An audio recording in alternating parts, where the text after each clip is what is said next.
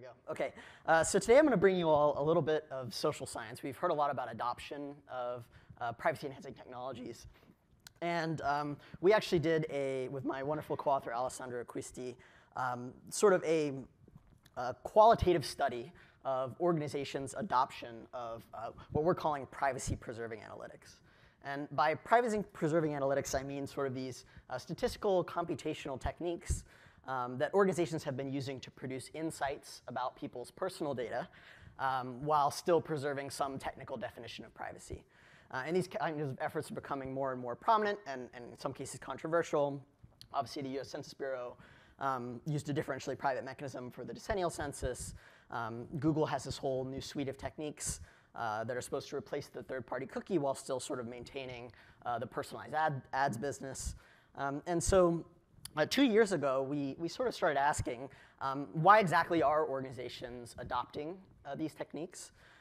And will adoption lead to better privacy online? Or more precisely, what are some ways that it might not lead to better privacy online?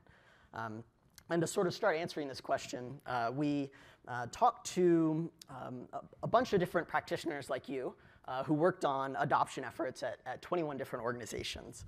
And based on their answers, we sort of developed a theory of adoption. And then we compared that theory to work in social science. Specifically, some of that literature warns us that adoption could end up just being what some people call privacy theater, which is the case where organizations could market these techniques to have the outward appearance of improving privacy, when on the ground nothing really has changed at all.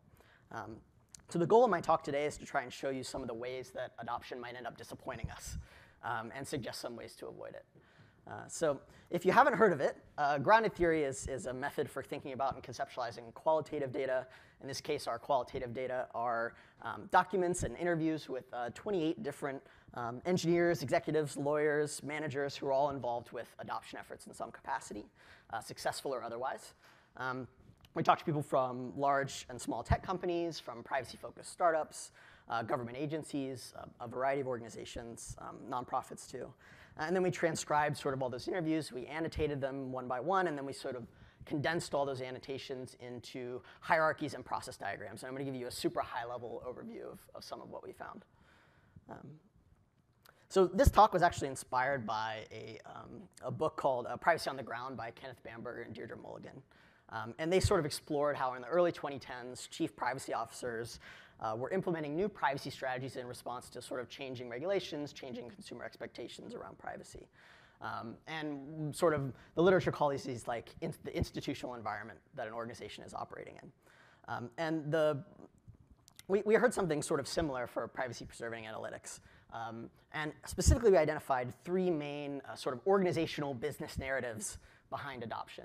The first one is that organizations sort of wanted to preserve their data-driven operations in the face of pressure from consumers or regulators. I had this quote from Meta's chief privacy officer saying basically that. We continue to believe that personalized ads and privacy can coexist. That's why we're investing in privacy-enhancing technology. There's also another narrative that's about sort of improving products. And I think Leah kind of ended with that in the 2 talks ago. And orgs, especially smaller orgs who are trying to compete in these new privacy-conscious markets, will sort of lean on that to get decision makers to approve their projects. And then sometimes practitioners would even argue that adoption would help the org sort of overhaul its data management practices. So improve data science and bring sort of side benefits and reduce costs that way. And these are all sort of narratives that practitioners would use as sort of rationales to convince decision makers to invest in what are sometimes long-term and costly efforts. But sort of organizational behavior research also warns us that that organizations sometimes adopt formal policies to reap sort of the legitimacy benefits and then don't actually change practice on the ground. And this can be for different reasons.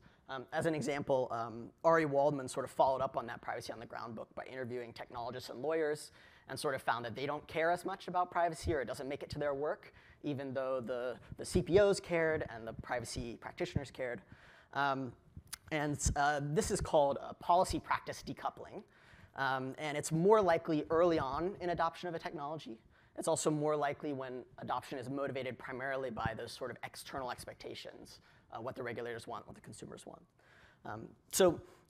We identified sort of several ways that organizations are kind of mediating the effects of these privacy pressures into specific system designs. And in addition to those sort of rationales for adoptions, these are spots where decoupling might happen. The first is practitioners had to interpret these comparatively large or comparatively broad laws like GDPR or some company principle into a comparatively specific engineering design. And particularly for technologies that are new or require rare expertise, this can be difficult. Practitioners also had to figure out a way to sort of evaluate privacy risk and then interpret those protections that they're getting to these decision makers and to these stakeholders. So Priyanka, for example, gave a great talk on DP this morning about how it can be difficult to communicate that epsilon parameter and some better ways to do it. And these interpretations inform sort of the negotiations that practitioners have with product teams, with privacy legal, with business representatives over what design choices they should make. And each step is sort of an opportunity for practitioners, but also for other people in the organization to redefine exactly what this technology will be and sort of suit their needs. And some of our practitioners worried that their organizations were prioritizing revenue over privacy. And this matters because we know that the sort of educated guesses that early adopters, these large tech companies maybe, are making about what is acceptable will set a precedent for everyone else. So for discrimination law, for example, Lauren Edelman's work shows how early court decisions sort of affirmed what organizations were deciding to do in response to the employment discrimination, the Employment Equal Opportunity Commission that was established. And it turns out that these external privacy regulations and these external expectations are not really exogenous because organizations end up convincing regulators and convincing consumers that their particular technology, particular practice protects privacy. And already we found that organizations were thinking about this. They were preparing for sort of expert testimony, thinking about how they would defend these choices they were making. Sometimes the sort of marketing statements they would make or the promises they would make were very, very simple. They would like just say, oh, differential privacy, because it's hard to explain those things. But it could also end up being like a magic word, and some of our practitioners worried that those statements were sort of making promises that the tech couldn't cash. And this can be good if the standards are substantive, but it could instead sort of entrench privacy harms, or worse, it could gloss over fundamentally invasive data collection practices if you have this sort of stamp of PPA on your system. Fortunately, there's one sort of countervailing force, I think, that we heard about in favor of privacy, and this is supported by external literature too. I mentioned at several points the necessity of expertise in those like interpretation processes. And practitioners often used in our interviews their leverage as experts to advocate for more substantive bars for privacy. I think we've heard a lot about that at this conference. They've also built up these sort of internal privacy groups that maintain those standards, that interact with the folks that are making external representations to make sure that everything is tightly coupled and that the formal policies aren't breaking away from actually what's getting implemented.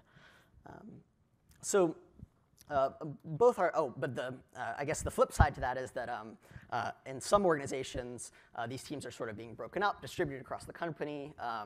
Maybe there's a lot of turnover, so it's hard to keep things going. And they sort of struggle to compete with some of the incentives that tech companies have to move fast and get products out. So the sort of upside to this is that both our study and also research from organizational behavior suggests that one way to avoid this sort of policy practice decoupling is through the activism of experts like the people in this room, who can sort of scrutinize the connection between those external representations and then what's actually happening with systems on the ground, as long as they have that kind of visibility. And so for researchers, this could mean sort of developing very sound practical interpretations early on. When you develop a technology, also say how to interpret it, how to use it, what are the sort of best practices. And sort of help policymakers and activists see more deeply into the deployed systems that are out there and do evaluations that way. For practitioners, this could mean sharing your design choices when you build another system, your specific parameters and stuff like that as far as you can.